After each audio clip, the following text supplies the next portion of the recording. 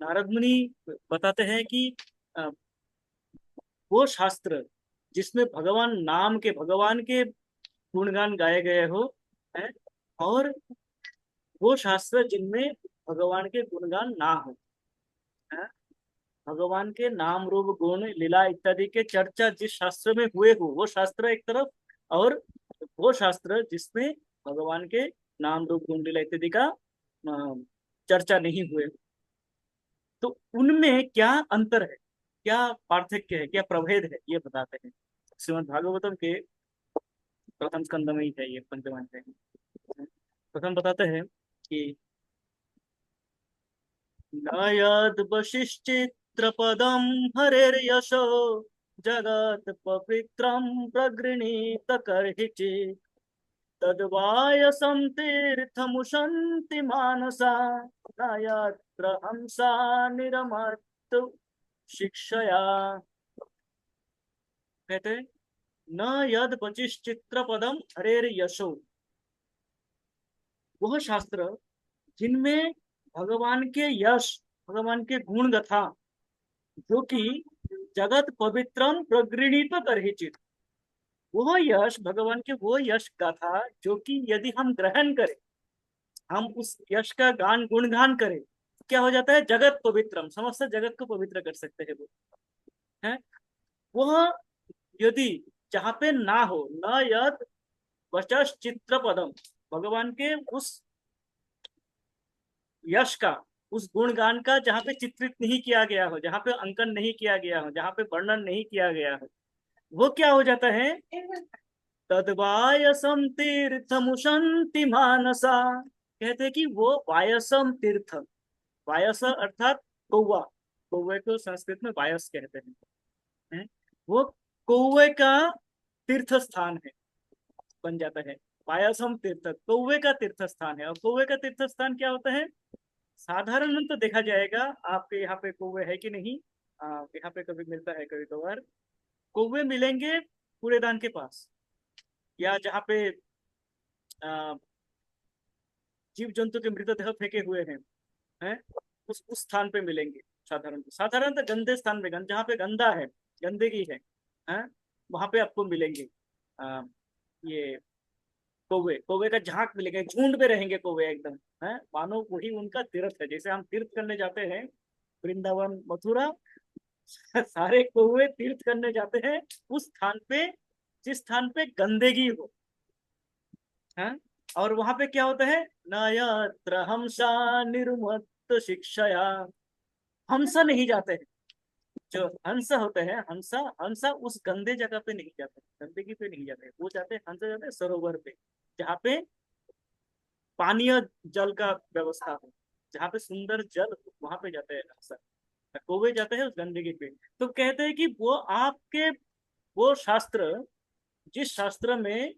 भगवान के यश का, भगवान के यश जो कि समग्र जगत को पवित्र कर सकते हैं, उन यशों का गुणगान नहीं हुआ है, वो शास्त्र मानो पायसम तीर्थ, गौओं का तीर्थ स्थान है। माने नारद मुनि कह रहे हैं कि वो कूड़ेदान है, वो कूड़ेदान है, मान लो। आपने शास्त्र लिखा, बहुत ही सुंदर संस्कृत छंद, संस्कृत शब्द का व्यवहार किया है आपने, बहुत अलंकार व्यवहारित किया है, सुंदर लय में उसको गाया जा सकता है, पर भगवान के नाम रहित है, भगवान के गुण रहित है, भगवान के लीला रहित है, भगवान के धाम के विषय में कोई चर्चा नहीं हुए हैं, तो वो कूड़ेदान है। और अगले श्लोक में बताते हैं, तो व्यासदेव पूछते हैं तो वो क्या है? तो शास्त्र, प्रकृत शास्त्र आप किसको कहेंगे, वो क्या है? कहते हैं, तद्भाग विसर्गो जनताघ विप्लवो यस्मिन् प्रतिश्लोकमबद्धयत्यपि सामान्यानन्तस्य अशङ्कितानि यत् शृण्वन्ति गायन्ति गृह्णन्ति साधवः। सुंदर बताते हैं वर्णन नारद मुनि, कहते हैं, तद भाग विसर्ग जनताघो विप्लवो, हाँ? जिनके क्या होते हैं कि जिनके वचन से वह शास्त्र जो क्या कर देते हैं, जनता अघ विप्लव, अघ अर्थात पाप, सिंफुल एक्टिविटी, अघ है। अघम विप्लव अर्थात मानो कि समस्त पापों को निर्मूल कर देता है। इस प्रकार धुआंधार गोलियां चलते हैं कि समस्त पाप भाग जाते हैं वहां से, है। किससे? यस्मिन प्रतिश्लोकम अबद्धया अपि, प्रतिश्लोकम अबद्धया यापि, वो शास्त्र जिसमें हो सकता है कि प्रतिश्लोकम अबद्ध, हो सकता है कि वो श्लोक क्या है, सुसज्जित नहीं है, सुंदर लय में नहीं है, हो सकता है उसमें त्रुटियां रह गई हो, सुंदर शब्द चयन में त्रुटियां रह गई हो, शब्द छंदन, शब्द जब हम श्लोक पढ़ते हैं श्लोकों को पढ़ने में सुंदर लगता है, क्यों? क्योंकि वो श्लोकों को इस प्रकार से लय में बांधा गया है कि हम संस्कृत का श्लोक उच्चारण करते हैं यदि लय में, तो हमारे मन वैसे ही ना समझने से भी, यदि हमारे समझ में नहीं आता है, तब भी हमारे मन को मोह लेते हैं। तो कहते हैं कि यदि वो श्लोक जिसमें नामानि अनंतस्य यशो अंकितानि, वो श्लोक जिसमें भगवान के नाम, यश, नाम रूप गुण लीला इत्यादियों का अंकित हुआ है, इत्यादियों का वर्णन हुआ है, जहाँ पे वो श्लोक क्या हो जाता है, यद्यपि वो छंद में ना हो, यद्यपि छंद में त्रुटि हो, यद्यपि व्याकरण में त्रुटि हो, यद्यपि होता नहीं है, पर हो जाए, तब भी वो श्लोक क्या होगा, जनताघो विप्लवो, वो जनता के, साधारण मनुष्य के, जनमानस के पाप प्रवृत्ति में मानो एक विप्लव लेके आ जाता है, वैप्लविक परिवर्तन लेके आ जाता है। जनमानस के, जनमानस के मानस में, मन में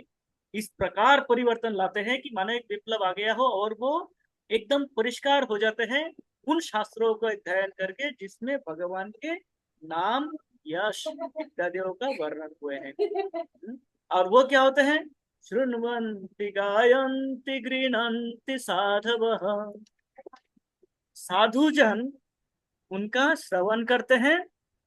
उनका गायन करते हैं, कीर्तन करते हैं, और उनका ग्रहण करते हैं, गृह्णन्ति मनन करते हैं, श्रवण कीर्तन मनन करते हैं उसको,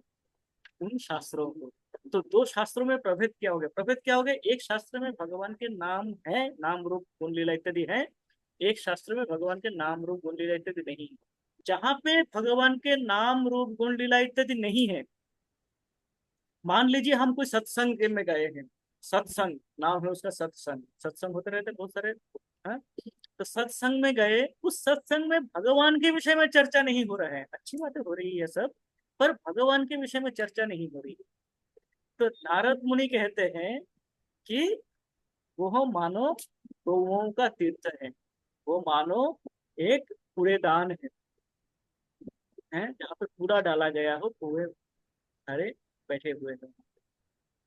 माने गंदगी है। और वो शास्त्र जो यदि सुसज्जित ना हो,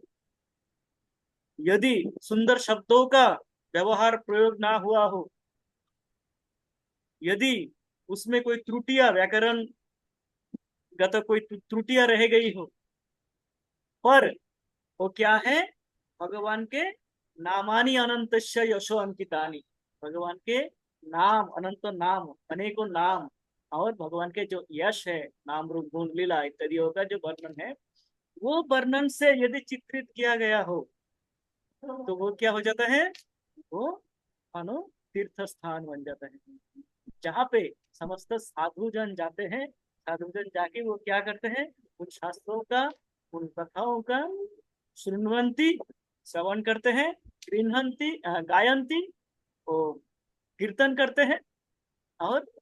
गृह्णन्ति उसको ग्रहण करते हैं, आत्मस्थ करते हैं, स्वयं में वो ग्रहण करते हैं, वो शास्त्रों का कथा, शास्त्रों को ग्रहण करते हैं और आत्मस्थ करते हैं, करके स्वयं में वो निधि ध्यासनम करते हैं, स्वयं उसको व्यवहारिक प्रयोग में लाते हैं। ये दो अंतर है भगवान के